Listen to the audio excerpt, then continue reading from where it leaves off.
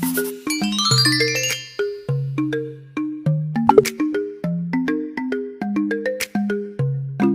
guys, kumusta kayo? So nandito ulit tayo sa ating pagtuturo na matlahat kung saan ating itinuturo yung mga theories, principles, and solutions ng mga math problems para sa lahat. Sa lecture na ito ay ating tatalakayin ang subject na calculus. Huwag kayong matakot guys sa calculus kasi ito naman ay application lamang ng basic concepts of algebra, trigonometry, and geometry. Ang ibig ko sabihin dito guys ay yung mga basic lang naman ng tatlong subject na yun ang kailangan mo para matuto ka ng calculus. So yung mga basic ng algebra yung tulad ng factoring of polynomials, multiplication, operation with exponents and radicals, mga ganun. Dito naman sa trigonometry, kailangan mo lang dito ng mga solutions of triangles, yung mga right triangle, marunong ka ng identities, kunti lang naman yun. At dito naman sa geometry ay yung marunong ka ng mga equations ng lines, ng parabola, ng circle, mga ganun lang. So, ang pinakaunang topic guys sa calculus ay yung tinatawag natin na functions and limits. Mahirap kasing maintindihan yung mga susunod na topic kung hindi ka familiar dito sa functions and limits. Ano ba itong tinatawag na functions? Guys, ang functions guys ay yun lang naman yung mga equation. Halimbawa ito ay function, y is equal to x squared plus 4. At ito naman ay function din ito, yung y equal to x squared. So, relationship lang yan guys ng y and x. Y is a function of x. Kaya meron tayo sa calculus nung tinatawag na y is equal to the function of x kasi yung nagde-define lang ng function yung movement ng point. Alam nyo kasi guys sa algebra, kung hindi nyo alam, at sa geometry, every equation guys, meron niyang tinatawag na corresponding graph. Katulad nito, kung makikita nyo dito, di ba? Meron tayo ditong graph na tatlo. So, para-parehas lang yung graph na, kailangan magkaiba-iba lang siya ng location. So, itong nasa gitna, ito yung graph ng y is equal to x squared ito. Diba? May arrow na yan.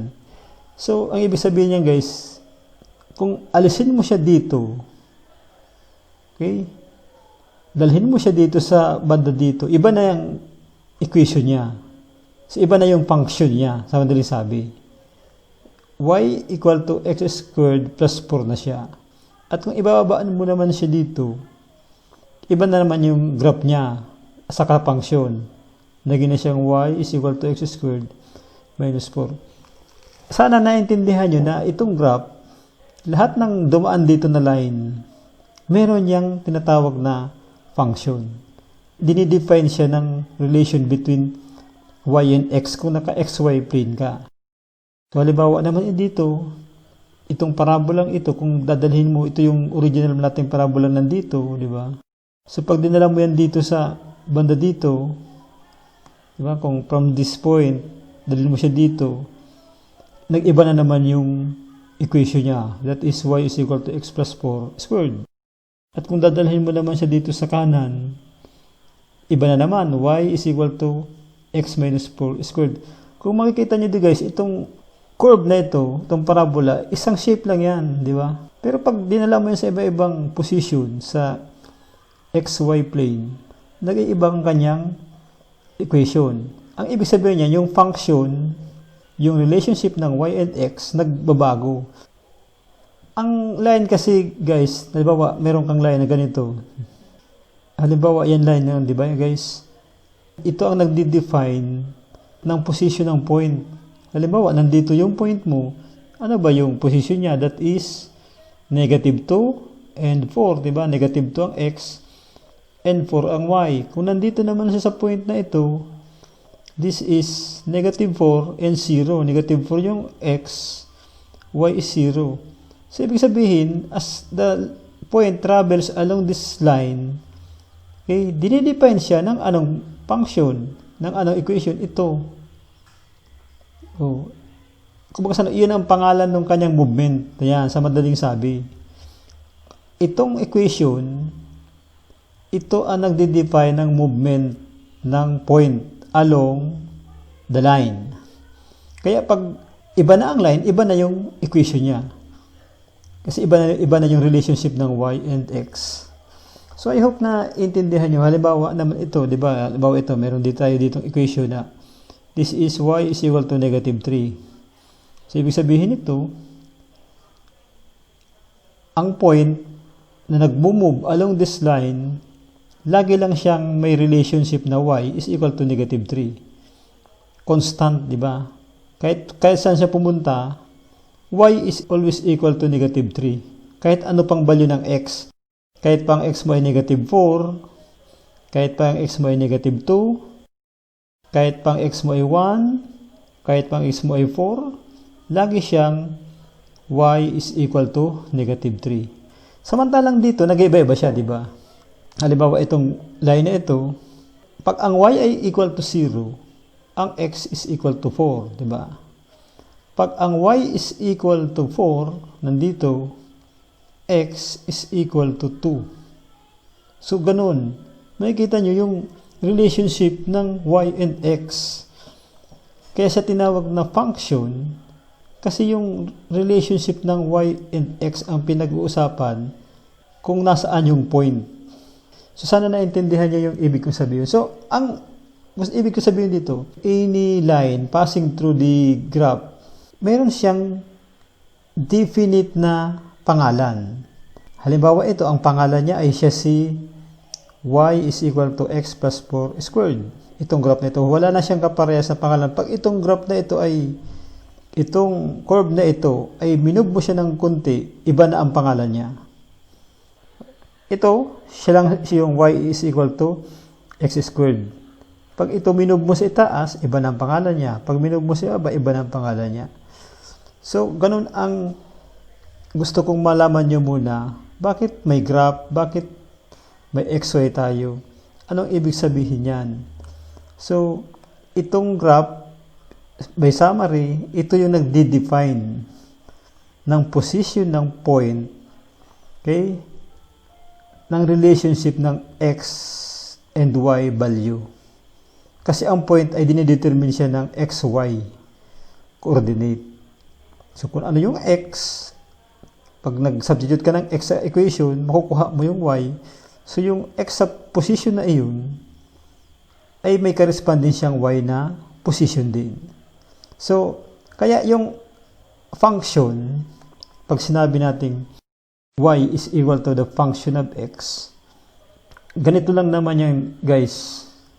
Dati, ang alam natin, x and y, di ba? So, ito, pinalitan lang to ng f of x. Instead na y is equal to f of x. So, ang kalalabasan dyan, alisin mo yung y. F of x na siya. Ito. Kasi sa calculus, ganun ang ginagamit. Function of x. This is x, and this is the y, function of x. So, itong nasa kaliwa, guys, ay ganun din yung pinapaliwanag ko kanina na pag binago mo yung position ng line, nag-iiba yung equation niya. Halimbawa itong y is equal to x, di ba? Diyan siya. Pag inalis mo siya diyan, okay, binaba mo siya dito sa negative 4, ganito ng equation niya. At pag inangat mo naman siya dito sa positive 4 ng y, ganito na rin equation niya. So, any line that passes through, drawing mo sa xy plane, ay may definite yan na name na para sa kanya lang. Na pag ginalaw mo siya, hindi na siya yung y equal to x. Dapat permanente siya dyan. Iyan ang nagde-define ng relationship ng y at saka ng x. So, wag kayong malilito dun sa bakit may y is equal to f of x tayo. Ang ibig sabihin lang naman yan, instead na y ang gagamitin mo dito ay gagamit ka ng f of x. Yan yung guys, ang ibig sabihin nito. Kaya sa mga equation, makakakita ka dyan, instead na y, nakalagay f of x. Sasabihin dyan sa'yo, is equal to x squared minus 4. Bakit ganun? ito lang naman guys ay galing na lang naman yan dun sa y is equal to x squared minus 4. Kung ang gamit mo dito ay y sa graph at saka x. Pero kung papalitan mo siya ng f of x kasi dito ay tinatawag tong function of x. So sana naintindihan nyo na ganun, tatandaan nyo lang, lahat ng graph na dumaan, lahat ng curve na dumaan, may sarili siyang pangalan yan. May definite yan na pangalan. Yan may pangalan yan.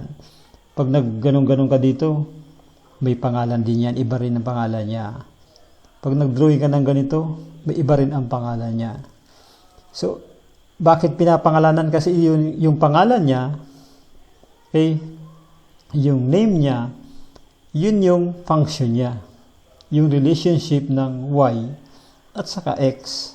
Kaya tinatawag na function of x. Y is equal to the function of x. Nakadepende kasi yung y sa x. Ang dependent variable dyan ay y at ang independent variable dyan ay x. Okay. Ano naman yung sinasabing limits? Ang limits guys, kung pupunta kayo sa libro, ay yun yung meron siyang parang ganito, limit of f of x as x approaches a certain number a is equal to, sa libro niya ay L, di ba? So, ibig sabihin lang naman dito guys, ano ang limit ng function? Ay, baba ito. Ano ang limit nito?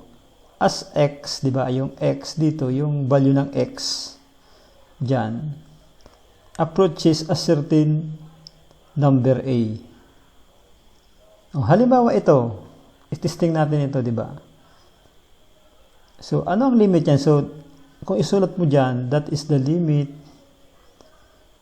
of x minus 4. Kasi ito na yung f of x natin. F of x is equal to x minus 4. So, sabi ko nga sa inyo, meron yan dyan y is equal to f of x. To x minus 4 squared is equal to L. So, ma-assume ka, x approaches 5. Ito. So, hanapin mo to. Ano ba to? Diba? Kasi ito yung ito yung limit niya, ito yung pinaka value niya.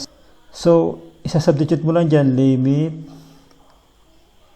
of 5 minus 4 squared. So, that is 5 minus 4 squared is equal to 1 squared. So, this is equal to 1. Diba? So, kung makikita mo nyo guys, ang f of x niya, limit niyang value is 1. Dito siya, diba? So, ganoon ang ibig sabihin niyan guys. Hindi naman siya mahirap intindihin, diba? Ganun yung limit. At ang limit ay existing lang yan guys kung ang function niya ay continuous. Tatandaan nyo to guys. Ang limit, nag-i-exist yan. Okay? When f of x, the function is continuous.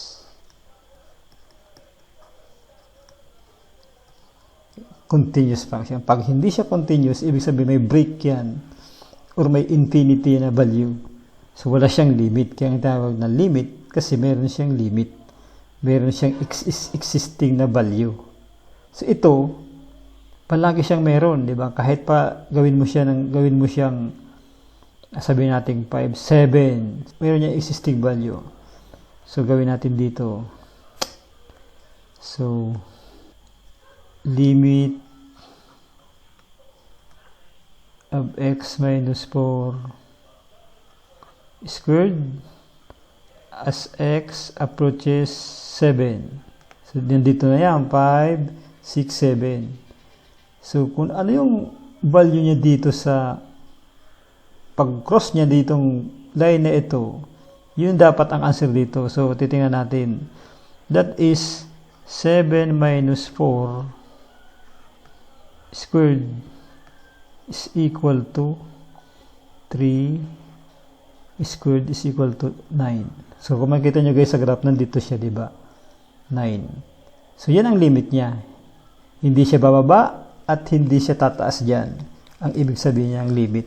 So itong video ito ay sinisimplihan ko lang yung paliwanag sa inyo. Kasi yung libro, magandang basahin ang libro, pero kung igagrasp nyo yung yung tawag diyan, summary nung sinasabi sa libro, ganito yan. Ito yung pinapaliwanag ko sa inyo. Pero tatandaan nyo pa rin yung mga limit. Merong limit na hindi nag-i-exist, guys. Meron tayong tinatawag na discontinuous function. Okay. Ituturo ko yan sa inyo sa mga susunod na video. Meron siyang limit na hindi nag-i-exist. Discontinuous function ang tawag niyan. Okay guys, sana nakatulong ito sa inyong preliminary video ito. At sa susunod na video, ipag-aralan natin yung iba pang theorems on limits. Kasi ito meron tinatawag na tayo dito mga theorems. Kailangan yung malaman, okay, bago kayo pumalaot sa calculus, kasi mahirap intindihin. Kaya ang gusto ko talaga maintindihan nyo muna ano bang ibig sabihin ng function. Sana naintindihan nyo yung lecture na ito, at kung hindi ay pwede nyo namang ulitin ang panoorin ng video. Basta ang masabi ko lang sa inyo, ang function, yun lang yung relation ng y and x. Ang x ang independent variable, ang y ang f of x or the dependent variable. Kaya usually yan ang sinusolve natin kasi siya ang dependent eh. Kaya ang sinusolve natin lagi ay what is f of x? Okay, as x approaches something. Okay, mga ganun. So ganun guys ang ating lecture muna ngayon, at sa susunod ipaliwanag ko sa inyo yung tungkol sa theorems of limits. Importante yan guys. Salamat.